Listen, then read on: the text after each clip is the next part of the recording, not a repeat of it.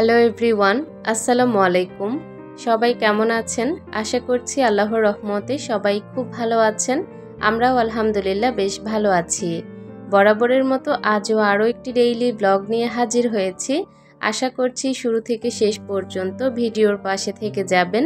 অবশ্যই স্কিপ করা ছাড়া ফুল ভিডিওটি কন্টিনিউ করার চেষ্টা করবেন। কোথাও কোনো অংশ আপনাদের কাছে একটু হলেও ভালো লাগবে। গতকালকের ভিডিওতে শেয়ার করেছিলাম আমার বড় মেয়ের আজকে থেকে পরীক্ষা শুরু, আর আলহামদুলিল্লাহ ও পরীক্ষা দিতে গিয়েছে। সবাই দোয়া করবেন।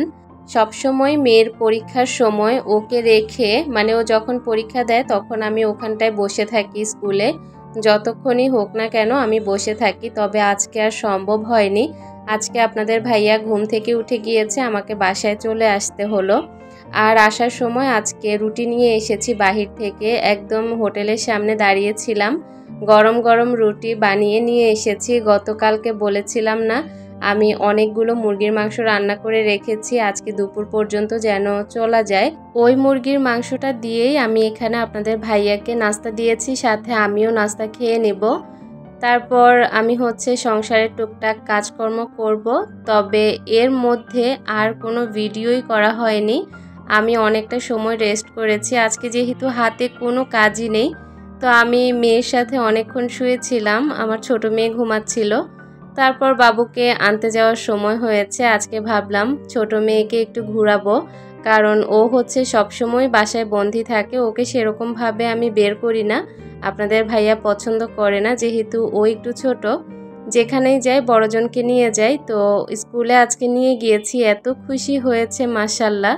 ওদের খুশি দেখলেই না খুব ভালো লাগে। দেখতে পাচ্ছেন খালি রাস্তা পেয়ে কী করছে। আর এই রাস্তাটা একটা গলি, আমাদের বাসার একদমই পাশের গলিটা। তো এইখানে আমি অনেকক্ষণ ওদেরকে খেলতে দিয়েছি, যে খেলুক, ওরা খেললেই ভালো লাগবে। এই যে বাসায় ঢুকবে, সেখান থেকে আবার বের হয়ে স্কুলে যাবে, এতটুকুই ওদের বের হওয়া, আর কিন্তু বের হয় না। তো বাবুদেরকে নিয়ে এসে ওদেরকে ফ্রেশ করে নাস্তা দিয়েছি, আর আপনাদের ভাইয়াকে দিয়ে আমি জবা ফুল ছিঁড়ে নিলাম। দেখে খুব ভালো লাগছিল। পাশের বাসার মামার গাছে অনেক জবা ফুল ফুটে। তো আমি দেখি আমার চুলের জন্য তেল তৈরি করব, তখন মামার গাছ থেকে অনেকগুলো জবা ফুল ছিঁড়ে আনবো। তো আপনাদের ভাইয়া আমাকে একটা জবা ফুল ছিঁড়ে দিয়েছে। আমি এটা পানিতে ভিজিয়ে এখন বেসিনের পাশে রেখে দিচ্ছি, ভালো লাগবে। এখন এই জবা ফুলটা নিয়ে আমি পুরোটা ভিডিও করব, ভিডিও সুন্দর দেখানোর জন্য এই জবা ফুলটাই কিন্তু যথেষ্ট। তো আমি বেসিন থেকে নিয়ে এসে এখন সিঙ্ক এরিয়াতে রাখবো। এখানে রাখার পর কিন্তু যখন আমি ভিডিওগুলো শ্যুট করব, দেখতে পাচ্ছেন কতটা সুন্দর লাগছে। তো এরকম রিয়েল যে কোনো ফ্লাওয়ার অথবা রিয়েল গাছ কিন্তু রাখলে যে কোনো জায়গার সৌন্দর্য অটোমেটিক বেড়ে যায়। তো যাই হোক, আমার ভিডিওটা দেখতে দেখতে যেই সকল আপুরা এখনও পর্যন্ত আমার পাশে থেকে গিয়েছেন, তাদের সবাইকে জানাচ্ছি অসংখ্য ধন্যবাদ। যারা পাশে নেই তারা চাইলেই কিন্তু আমার পাশে থেকে যেতে পারেন। আমার পাশে থাকতে হলে অবশ্যই আমার ভিডিওটা ভিজিট করতে হবে, আর আমার চ্যানেলটা ভিজিট করে আমার চ্যানেলটাকে সাবস্ক্রাইব করে পাশে থাকা বেল বাটনের অল অপশনটি প্রেস করে রাখবেন। যখনই আমি নিত্য নতুন ভিডিও আপলোড করব, সবার আগে আপনার কাছে নোটিফিকেশন পৌঁছে যাবে। চাইলেই খুব সহজে সবার আগে নোটিফিকেশন পেয়ে আমার ভিডিওগুলো দেখে নিতে পারেন। তো এখন আর কথা না বাড়াই, আমি কাজে একটু ফিরে আসি। কথা বলতে বলতে প্রতিদিন কাজকর্ম শেষই হয়ে যায়, কাজের আর কোনো কথাই বলতে পারি না। সকালে নাস্তা করে এঁটো থালাবাটি রেখে দিয়েছিলাম, ওই যে কাজকর্ম কম, তাই জন্য সেরকম কোনো কাজের আগ্রহ আসছে না। তো এতক্ষণ পর্যন্ত এঁটো থালাবাটিগুলো এখানেই ছিল। তারপর বাবুকে নিয়ে স্কুল থেকে আসার পর ওদেরকে নাস্তা করিয়ে এখন আমি থালাবাটিগুলো ধুয়ে নিয়েছি। ধুয়ে এখন বেসিনটাকেও ভালো করে মেজে নিচ্ছি, কারণ সিঙ্কে যেহেতু এখন অনেক ধোয়াপালা করা হবে, দেখা যাবে এটা ওটা খাওয়া হবে, বা যেটাই করি না কেন এই সিঙ্ক এরিয়াটা পরিষ্কার থাকলে ভালোই লাগে। তো এখন সিঙ্কটাকে ভালো করে মেজে পানি দিয়ে ধুয়ে নিয়েছি। তারপর আপনাদের ভাইয়া আমি এসে দেখলাম অনেক বাজার করেছে। অন্য বাজারগুলো আজ আর নাই দেখালাম, তার কাণ্ডটাই এরকম। সে যখন বাজার করবে একদম ধুমধাম করে বাজার করবে। এটা কি নষ্ট হবে না ফেলে দিব বা কি হবে সেটা তার জানার দরকার নেই। এটা খাওয়া যাবে কিনা সেটাও জানার দরকার নেই, শুধুমাত্র সামনে চোখে পড়বে আর বাজার করা শুরু করবে। আমার সবচেয়ে বেশি বিরক্ত লাগে এই কাজটাতে, যখন আমার বাসায় একটা বাজার থাকে সেটা যখন করে ফেলে তখন আমার মেজাজ খারাপ হয়ে যায়। কারণ আমার বাসাটা যেহেতু অনেকটাই ছোট, আমার কিচেনটা তো আপনারা দেখেন কতটা ছোট, আমি কিন্তু বাড়তি খাবার স্টোরেজ করে রাখার মতো কোনো জায়গা নেই। তো আমি প্রতিদিনের খাবার প্রতিদিন কেনার চেষ্টা করি। সেই সাথে আপনাদের ভাইয়া যখন গ্রোসারি আইটেম কিনে তখন আমি বলি যে অল্প অল্প করে কিনতে, যেন আমি কয়েকটা দিন চলতে পারি। আর বেশি করে কিনলে তো রাখারই জায়গা নেই, যেহেতু বাসাটা অনেকটাই ছোট। তো কে শুনে কার কথা। তো যাই হোক, আমি গ্রোসারি আইটেমগুলোকে এখন কোনো রকমে গুছিয়ে নিয়েছি, কারণ এখন আমার গুছানোর কোনো ইচ্ছা নেই, কারণ আমার একটুও ভালো লাগছে না গুছাতে। তো আমি কোনো রকমে একটা বড় বালতির ভেতরে সব কিছু রেখে দিয়েছি। আর এদিক থেকে আপনাদের ভাইয়া 10 কিলো রূপালি আম নিয়েছে আর কিছু কলা নিয়েছে। কলাগুলো কিন্তু মানে 4টা শুধুমাত্র পাকা ছিল আর সবগুলো কাঁচা ছিল। এগুলো নাকি খুব তাড়াতাড়ি পেকে যাবে, যেটা আমাকে বলল। তো ভালো জিনিস পেলে আসলে সাথে সাথেই কিনে ফেলার চেষ্টা করে। এই যে রূপালি আমগুলো দেখছেন, এগুলো কিন্তু একদমই ফরমালিন ছাড়া আম, মানে খুব বেশি ভালো। আমাদের পাশের বাসাতেই বিক্রি করে আর আমরা এখান থেকেই আম কিনে খাই, যার কারণে একটু বেশি আম খাওয়া হয়। তো এই রূপালি আমগুলো কিন্তু একদম ফরমালিন ছাড়া ভালো আম। আমি সবাইকেই কেটে দিচ্ছি, যেহেতু আপনাদের ভাইয়াও বাসায় চলে এসেছে।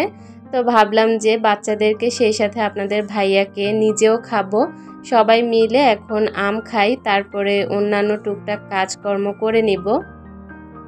আমি যখন সকালে বাবুকে নিয়ে স্কুলে গিয়েছি তার আগে কিন্তু আমি 2 ঘন্টা আগে ঘুম থেকে উঠেছি। আর ঘুম থেকে উঠে আগের দিনের যেই বাসি কাজগুলো ছিল সেগুলো করে ফেলেছি।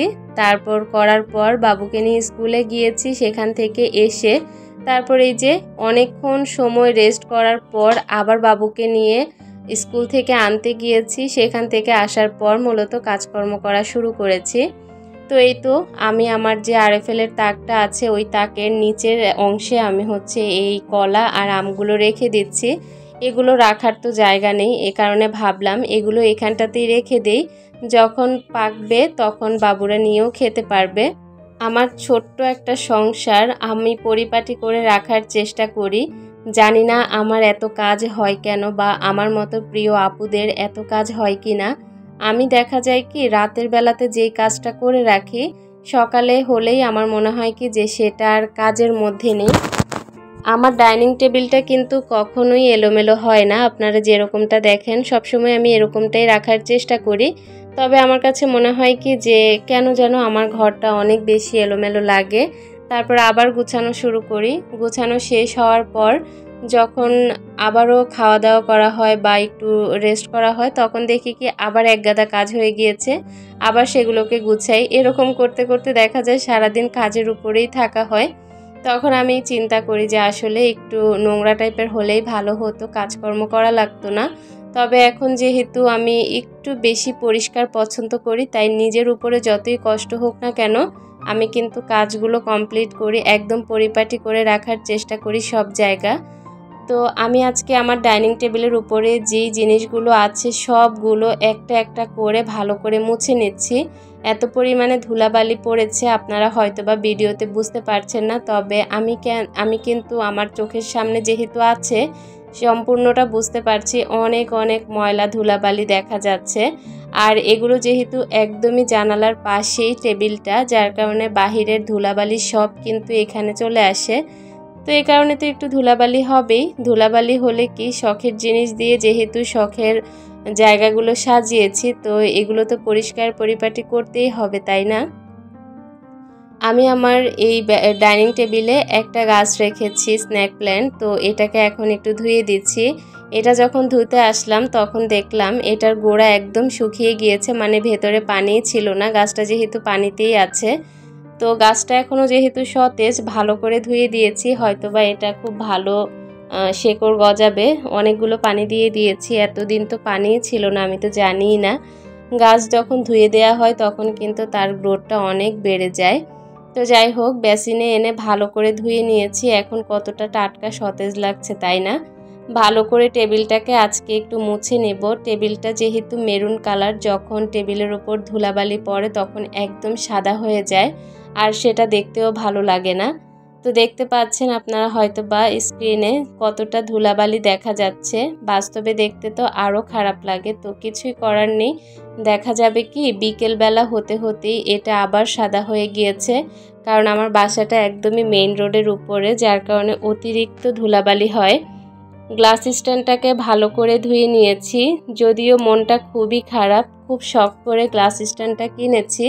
তবে পানির গ্লাস রাখতে রাখতে এই গ্লাস স্ট্যান্ডের নিচের অংশটা একদমই জং ধরে গিয়েছে, যদিও উপরের অংশটা একদমই ভালো আছে, এ কারণে আর ফেলে দিতে ইচ্ছে করছে না। এভাবে করেই কয়েকটা দিন কাজ চালাবো, পরবর্তীতে গোল্ডেন কালার আর কিনবো না, কিনলে সিলভার কালারটা কিনবো, হয়তোবা ওইটাতে আর জং ধরবে না। এদিক থেকে পানির জগ ভরে নিয়েছি, আর এই বোতলগুলো পানি ভরে নিচ্ছি, এগুলো এখন ফ্রিজে রেখে দিব। তারপর জগগুলোকে জায়গা মতো রেখে আমি টেবিলটাকে একটু গুছিয়ে নেব, মানে টেবিলটাকে একটু মুছে নেব। টেবিল তো গুছানোই আছে, শুধুমাত্র একটু মুছে নিলেই হয়ে যাবে। আমার আজকের ভিডিও কেমন লেগেছে জানি না, তবে ভালোবাসা নিয়ে একটু কষ্ট করে দেখে যাবেন। আজকে সেরকম অনেক আহামরি কাজকর্ম আপনাদের সাথে শেয়ার করতে পারিনি। আমার প্রিয় আপুরা আমার কাছে কেকের রেসিপি চান, আমি খুব শীঘ্রই আপনাদের সাথে কেকের রেসিপি শেয়ার করব। আমি কিন্তু কেকটা খুব ভালো বানাতে পারি আলহামদুলিল্লাহ। তো আমি আপনাদের সাথে কোনো একটা সময় আমার কেকের রেসিপি শেয়ার করব। আজকের মতো বিদায়।